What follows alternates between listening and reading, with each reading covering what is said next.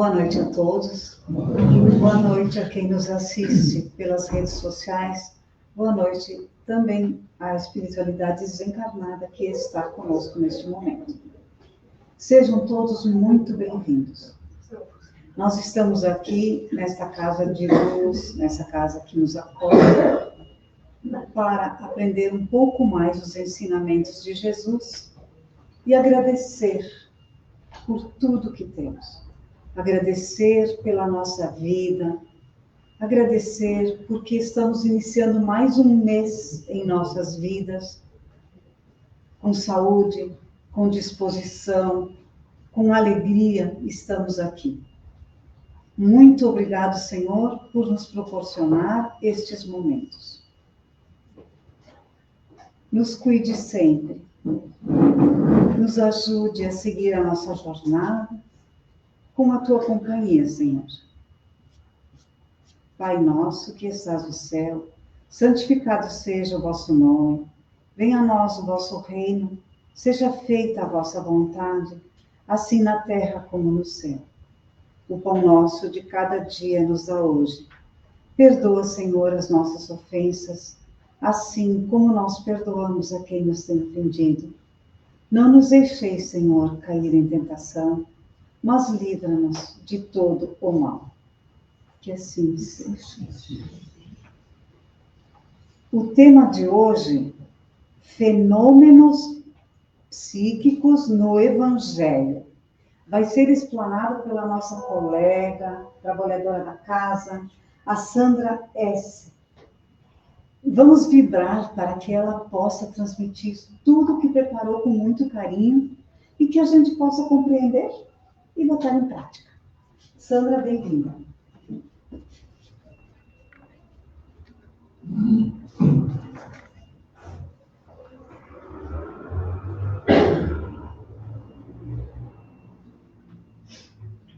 Boa noite, queridos irmãos.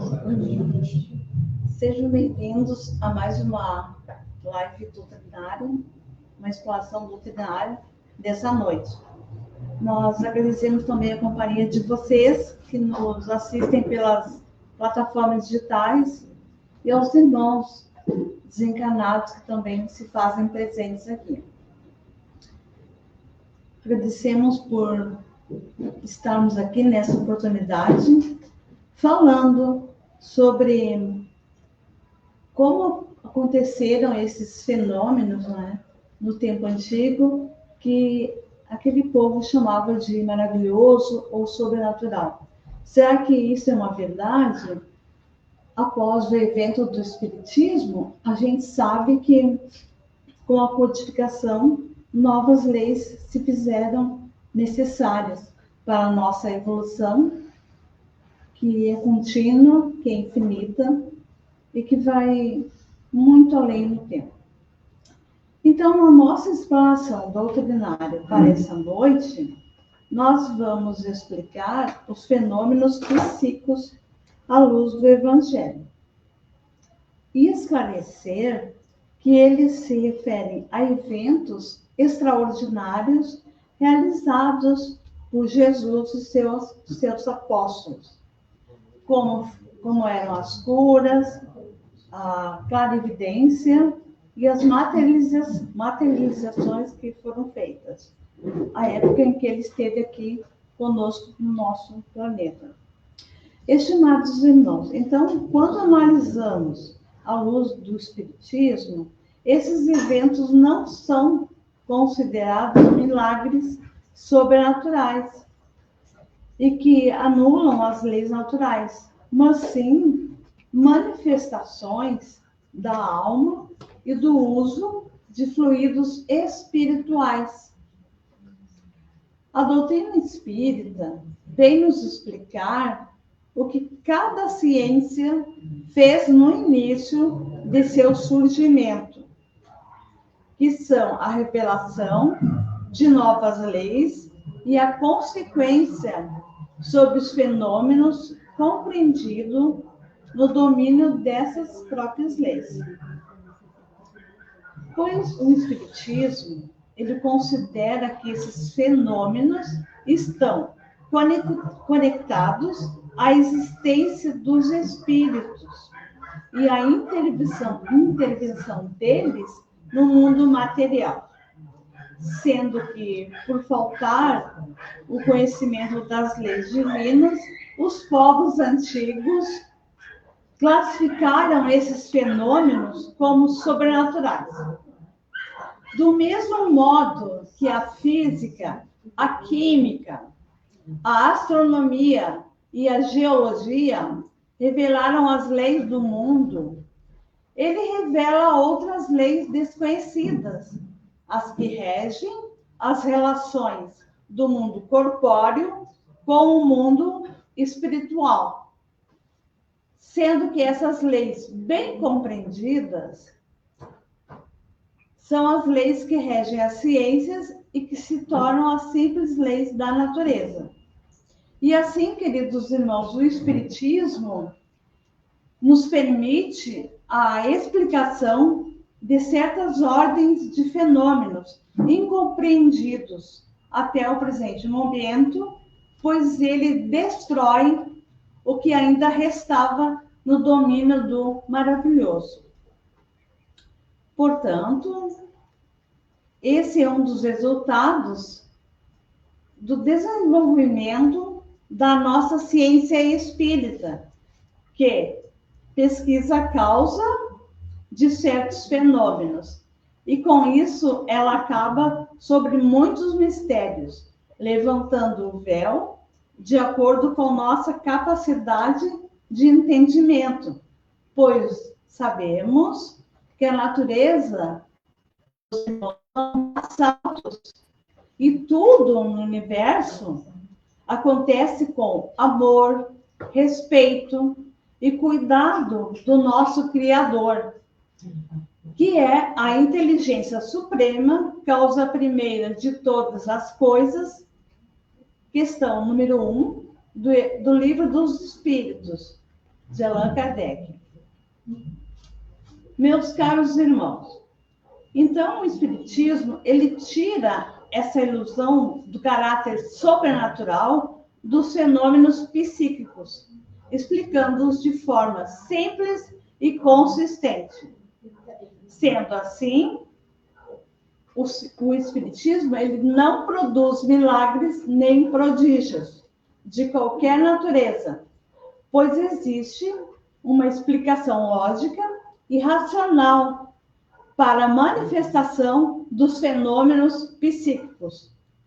Podemos dizer que a intervenção de inteligências ocultas nos fenômenos espíritas não os torna mais milagrosos do que os outros fenômenos devido a agentes invisíveis, porque esses seres ocultos que povoam os espaços são uma das forças da natureza, cuja ação é incessante sobre o mundo material, tanto quanto o mundo moral. Esclarecendo-nos sobre essa força, ele comprova a revelação de coisas inexplicadas e inexplicáveis por qualquer outro meio. E por isso que naquele tempo, daquele povo muito sem condições de desenvolvimento da sua inteligência, eles passaram a chamar por prodígios naquele tempo passado. Do mesmo modo que a ciência que explica que o magnetismo revela uma lei desconhecida, ou pelo menos mal compreendida, ou melhor dizendo ainda, conheciam-se os efeitos, porque em todos os tempos sempre se produziram esses fenômenos, porém não se conhecia a lei, e foi esse desconhecimento que gerou a superstição naqueles povos antigos. Então, a partir do Espiritismo, a partir da ciência, quando a humanidade teve o acesso às leis que regem a vida em todo o universo, desapareceram o maravilhoso e os fenômenos começaram a entrar na ordem das coisas naturais. A doutrina espírita codificada por Allan Kardec nos traz a distinção entre fenômeno anímico e fenômeno mediúnico, que são fundamentais para compreendermos a origem das comunicações e dessas manifestações invisíveis. A diferença crucial, meus irmãos, está em quem é o autor, ou seja, o próprio espírito do médium encarnado, que trata-se de uma alma atuando em um estado de liberdade temporária, ou então de um espírito desencarnado, externo, que é uma entidade autônoma, alguém que já faleceu e deixou o corpo físico definitivamente, e hoje habita o plano espiritual. Allan Kardec, no seu livro Em Obras Póstumas, primeira parte, página 140, nos ensina que a possibilidade da maioria dos fatos que o Evangelho cita como operados por Jesus se acha hoje completamente demonstrada pelo magnetismo e pelo espiritismo, como fenômenos naturais. Conforme os estudos sistematizados sobre o Evangelho, propostos pela doutrina espírita, quase a totalidade desses prodígios descritos no Novo Testamento enquadra-se na categoria de fenômenos anímicos ou mediúnicos.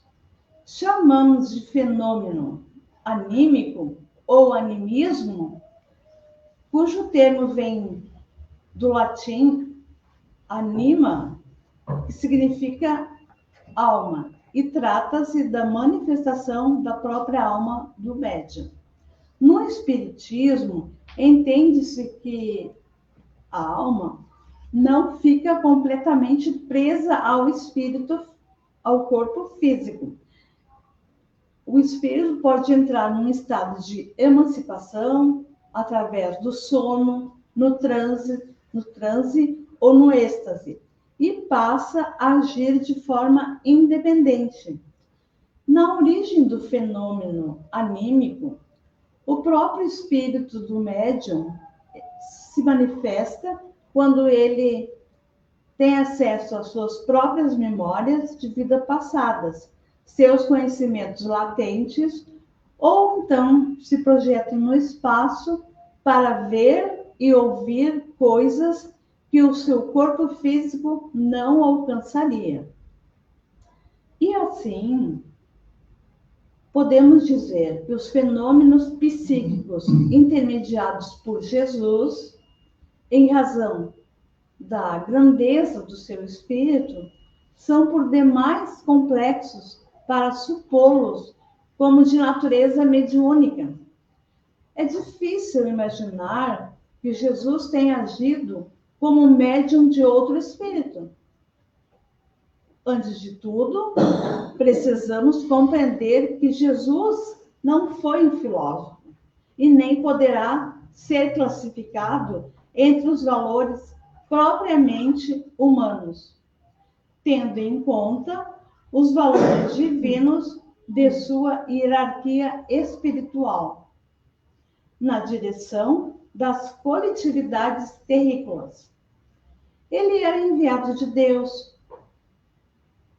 Jesus foi a representação do Pai junto ao rebanho dos filhos transviados do seu amor e da sua sabedoria, cuja tutela lhe foi confiada nas ordenações sagradas da vida no infinito. Jesus é o nosso diretor, coordenador espiritual do nosso planeta. E seu coração não desdenhou a permanência direta entre os tutelados, miseráveis e ignorantes. que somos.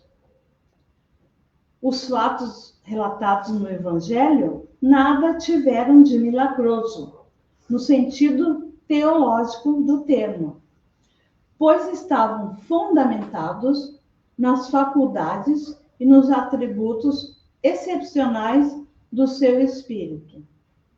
É importante entendermos que Jesus, como homem, tinha a organização dos seres carnais, porém, como espírito puro, desprendido da matéria, havia de viver mais da vida espiritual do que da vida corporal, e cujas fraquezas não eram do pensamento, e que as curas, as possessões, as materializações, as obsessões que formam a quase totalidade dos milagres do Evangelho pertencem àquela categoria de fenômenos.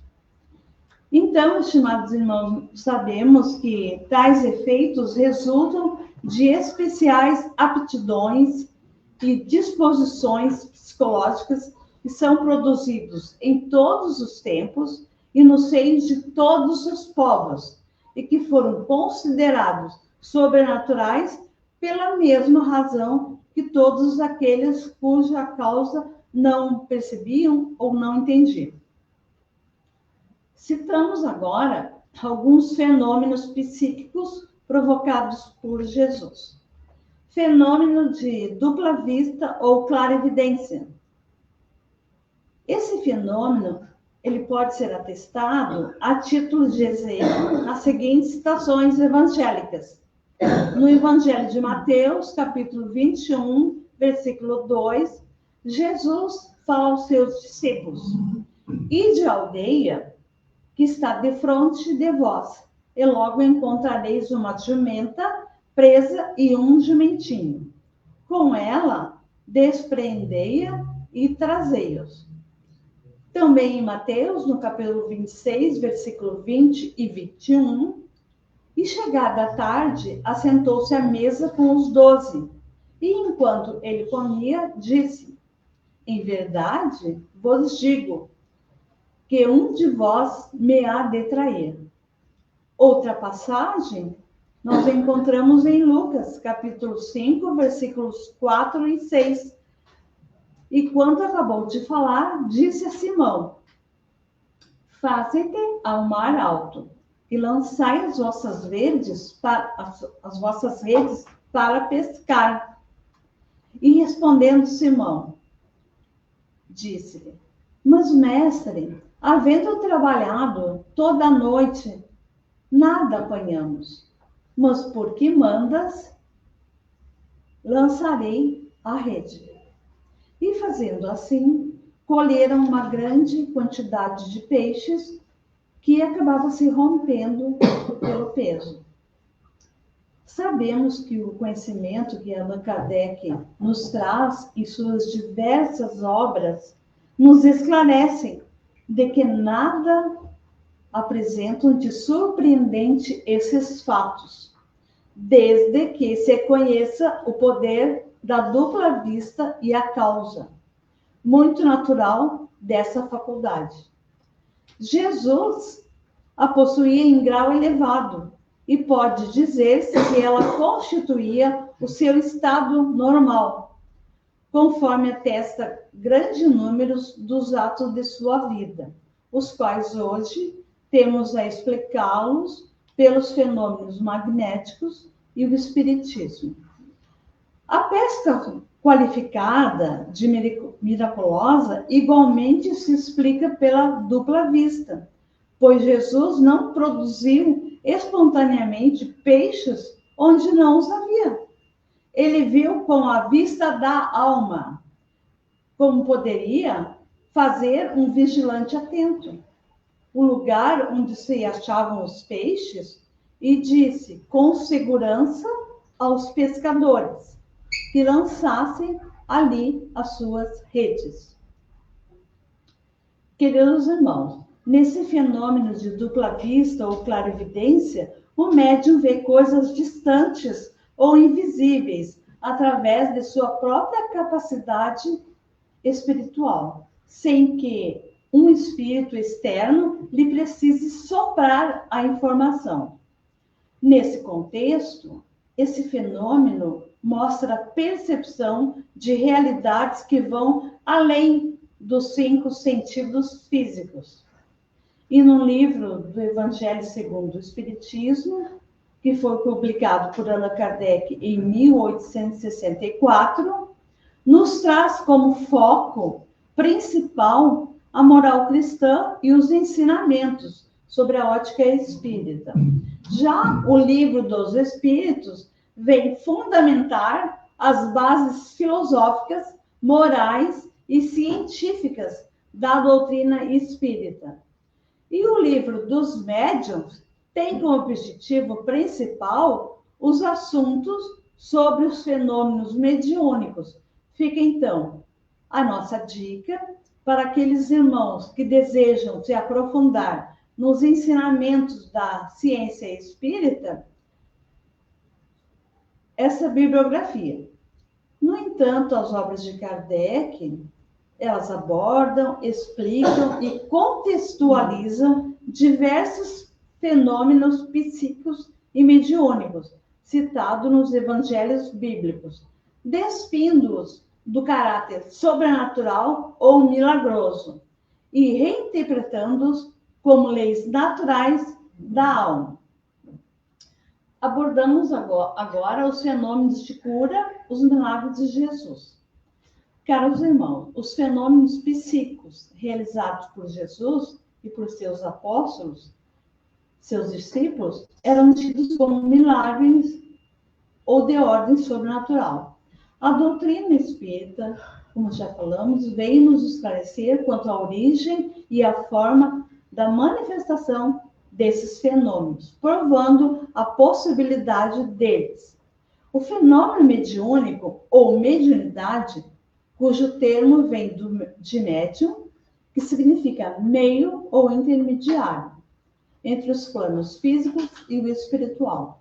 Aqui, nessa condição, o indivíduo serve puramente como um canal de comunicação entre esses dois mundos.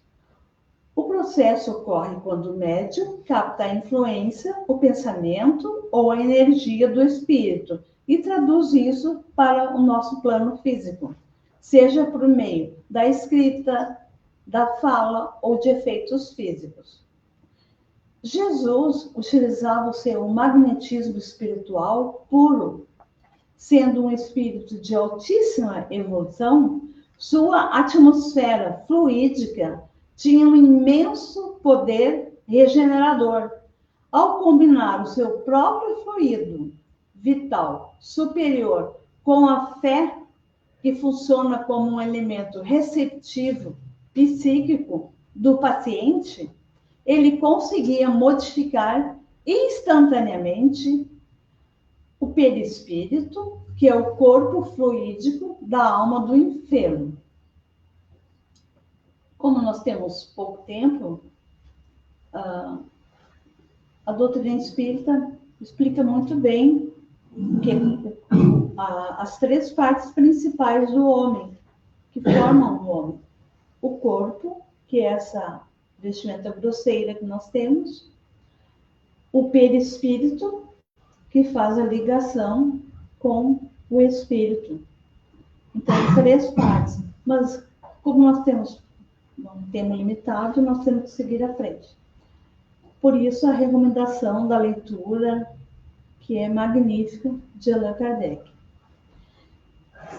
Então, ele acabava instantaneamente curando esse corpo fluídico da alma desse enfermo, que refletia-se na cura do corpo físico. Então, de todos os fatos que dão testemunho do poder de Jesus, os mais numerosos são onde não há de se contestar, que são as curas. Queria ele provar dessa forma, dessa maneira, que o verdadeiro poder é o daquele que faz o bem. e que o seu objetivo era ser útil e não satisfazer a curiosidade dos indiferentes, por meio de coisas extraordinárias. Aliviando os sofrimentos, aprendia para si aquelas criaturas pelo coração e fazia seguidores mais numerosos e sinceros do que se apenas os maravilhasse com espetáculos para os seus olhos. Nos fenômenos de aparições e materializações, também conhecidos como fenômenos de efeitos físicos, episódios como a transfiguração no Monte Tabor, onde Jesus conversa com os espíritos materializados de Moisés e de Elias, e as aparições do próprio Jesus após a crucificação, são totalmente explicadas por leis psicossomáticas.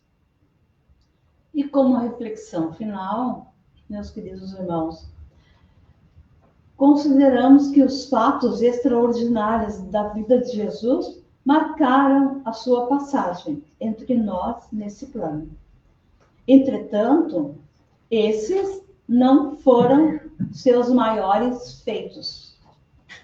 O maior milagre que o Mestre operou, o que verdadeiramente atesta a sua superioridade, foi a revolução que seus ensinos produziram no mundo, malgrado a escassez dos seus meios de ação.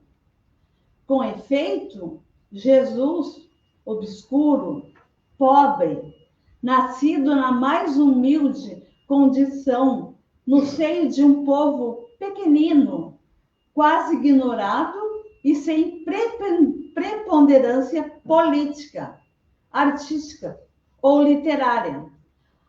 Apenas durante 3 anos ele prega a sua doutrina. Tinha contra si tudo o que causa o fracasso das obras dos homens. Razão porque dizemos que o triunfo alcançado pela sua doutrina foi o maior dos seus milagres. E ao mesmo tempo que prova ser divina a sua missão. Se em vez de princípios sociais e regeneradores, fundados sobre o futuro espiritual do homem, ele apenas houvesse legado às futuras gerações alguns fatos maravilhosos, talvez hoje mal conhecessem seu nome. Já se passou muito tempo e a doce mensagem de Jesus continua ecoando em nós, nos convidando a assumir o protagonismo de nossas existências, colocando na prática tudo o que ele nos ensinou através da luz do seu Evangelho. E esse protagonismo nos questiona o que estamos fazendo com o nosso tempo nessa encarnação. Será que estamos cuidando da nossa vida espiritual ou valorizamos mais o lado material? O Mestre nos trouxe valores imortais na luz do seu Evangelho bendito. Aprender a perdoar, sermos caridosos, pacientes, respeitar o semelhante, tratar os outros como gostaríamos de ser tratados, com gentileza e amor. Sabemos, caros irmãos, que carecemos de transformações, de trabalhar em prol da nossa reforma íntima, pois se queremos um mundo justo e fraterno, comecemos hoje por nós mesmos, a sintonizar e a nos conectar com o divino, pois a aurora dos novos tempos estão chegando. Que assim seja. Muito obrigada a todos. Muita paz, amor e luz.